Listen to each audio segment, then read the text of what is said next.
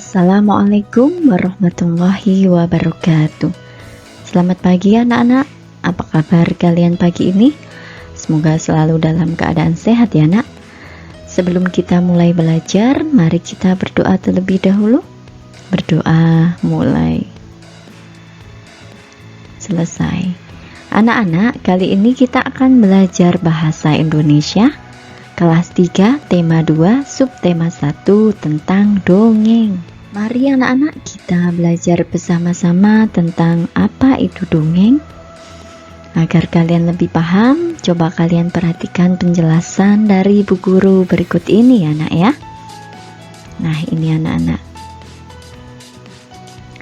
Dongeng merupakan cerita yang tidak benar-benar terjadi atau cerita khayal anak-anak. Dongeng umumnya bercerita tentang kehidupan pada zaman dahulu. Dongeng biasanya bersifat menghibur dan mengandung nilai moral atau pendidikan ini anak-anak ya. Tokoh dalam dongeng ini dapat berupa manusia, hewan, maupun tumbuhan. Nah, tokoh dalam dongeng ini memiliki sifat yang berbeda-beda. Misalnya, ada sifat jahat, pemalas, rajin, dermawan, dan serakah. Nah, dongeng itu memiliki alur cerita yang sederhana. Biasanya terdapat pesan moral atau amanat yang disampaikan kepada pembaca. Saat membaca dongeng, bacaan sesuai alur ceritanya. Nah, ini anak-anak ya. Kemudian anak-anak setelah kita pahami alur ceritanya, kemudian kita pahami setiap kata dan informasi yang terdapat pada dongeng tersebut. Pesan moral itu biasanya terdapat pada akhir cerita. Nah ini anak-anak beberapa contoh dongeng yang terkenal di Indonesia, yaitu ada Sindelaras, kemudian Lutung Kasarung, Bawang Merah dan Bawang Putih, serta Malin Kundang. Nah ini merupakan contoh dongeng ya nak ya. Dongeng yang menceritakan kehidupan hewan yang berperilaku menyerupai manusia itu disebut dengan fabel anak-anak ya. Jadi fabel ini adalah cerita tentang kehidupan hewan ya. Nah ini anak-anak. Berikut merupakan contoh fabel, antara lain ada kancil, kelinci dan kura-kura, keledai malas, dan tikus kota. Ini adalah beberapa cerita atau contoh fabel ya nak ya. Sampai di sini sudah paham ya nak ya. Kita lanjutkan lagi anak-anak belajarnya. Kali ini ibu akan menjelaskan mengenai pesan moral dalam dongeng. Nah anak-anak, salah satu unsur dalam cerita dongeng adalah pesan moral. Pada umumnya, pesan moral juga disebut sebagai amanat cerita. Nah, tahukah kalian apa itu pesan moral? Ada yang tahu apa itu pesan moral, nak? Pesan moral yaitu pesan atau ajaran moral yang ingin disampaikan penulis kepada pembaca. Pesan moral biasanya tersirat dalam jalannya cerita dan tersampaikan melalui karakter tokoh dalam cerita. Nah, ini. Pesan moral dalam dongeng itu dapat kalian temukan dengan membaca secara berulang-ulang. Setelah membaca secara berulang-ulang, kalian dapat menarik kesimpulan. Nah, anak-anak, melalui kesimpulan tersebut, kalian dapat mengetahui pesan moral dari sebuah cerita, anak-anak ya. Pesan moral sebuah cerita ini memiliki ciri-ciri yang dapat kalian ketahui dengan mudah. Nah, berikut anak-anak merupakan ciri-ciri pesan moral pada sebuah cerita dalam dongeng ya. Yaitu yang pertama adalah pesan moral selalu baik.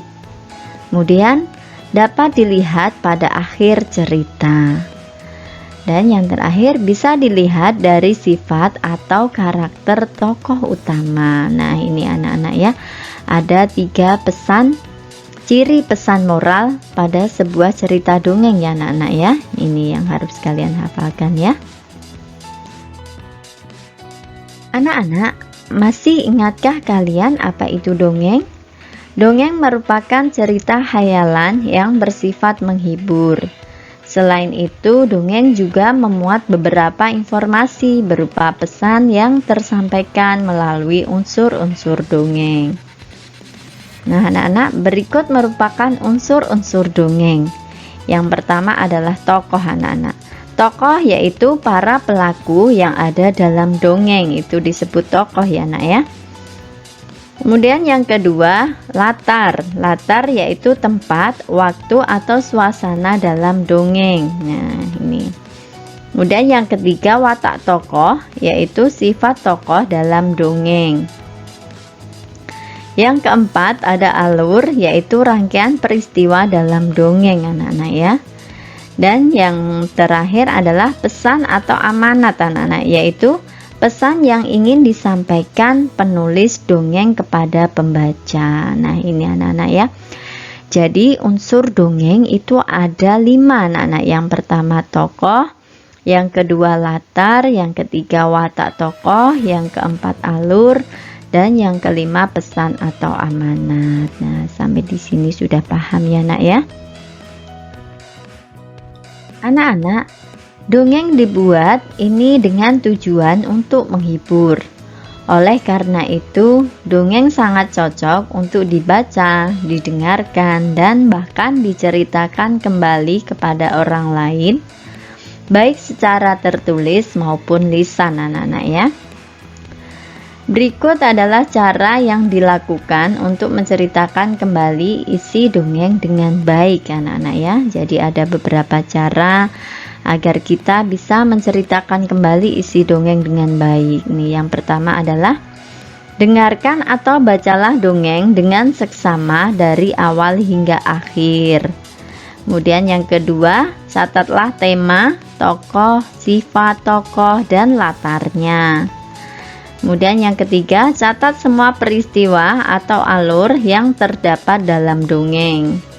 Kemudian yang keempat, ceritakan kembali isi dongeng dengan kalimatmu sendiri. Gunakan struktur kalimat yang jelas dan mudah dipahami. Jadi seperti ini anak-anak ya. Yang selanjutnya anak-anak, Bu Guru akan menjelaskan tentang karakter tokoh-tokoh dalam dongeng ya. Nah, ini anak-anak ya. Salah satu unsur dalam dongeng adalah tokoh. Tahukah kalian apa itu tokoh? Tokoh adalah para pelaku yang ada dalam dongeng. Tokoh dalam dongeng itu dapat berupa hewan, manusia, dan tumbuhan. Cara penulis menggambarkan setiap tokoh dalam cerita itu disebut dengan penokohan, anak-anak ya. Setiap tokoh dalam dongeng ini memiliki sifat, sikap, dan tingkah laku tertentu. Nah, ini anak-anak ya.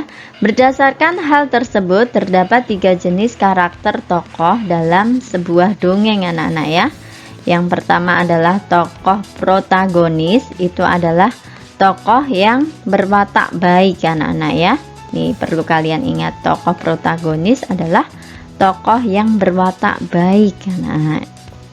Kemudian yang kedua, tokoh antagonis, yaitu tokoh yang berwatak jahat atau buruk, anak-anak ya. Jadi antagonis ini kebalikan dari protagonis ya, anak-anak ya.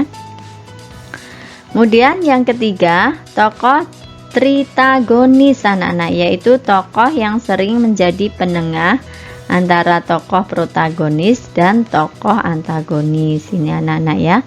Jadi berdasarkan karakter tokoh dalam dongeng itu dibagi menjadi 3, anak-anak. Yang pertama adalah tokoh protagonis, yang kedua tokoh antagonis, dan yang ketiga adalah tokoh tritagonis. Nah, sampai di sini sudah paham ya, Nak ya?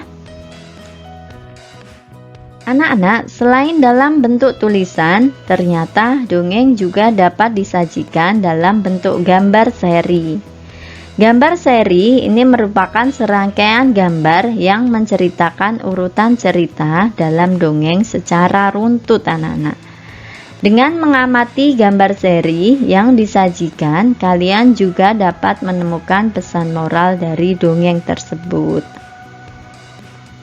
Nah, anak-anak, berikut adalah cara yang dapat kalian lakukan untuk menemukan pesan moral dalam rangkaian gambar seri. Ini anak-anak, yang pertama, amati gambar dengan teliti. Kemudian yang kedua, perhatikan urutan gambar yang disajikan. Kemudian yang ketiga, pahamilah setiap peristiwa yang ada dalam gambar. Dan yang keempat adalah temukan pesan dalam rangkaian gambar yang membentuk cerita. Nah, ini anak-anak ya. Sampai di sini sudah paham ya anak-anak ya. Demikian materi yang dapat Ibu sampaikan. Semoga bermanfaat, tetap semangat dan jaga kesehatan ya anak ya. Ibu akhiri dulu. Jazakumullahu khairan katsiran. Wassalamualaikum warahmatullahi wabarakatuh.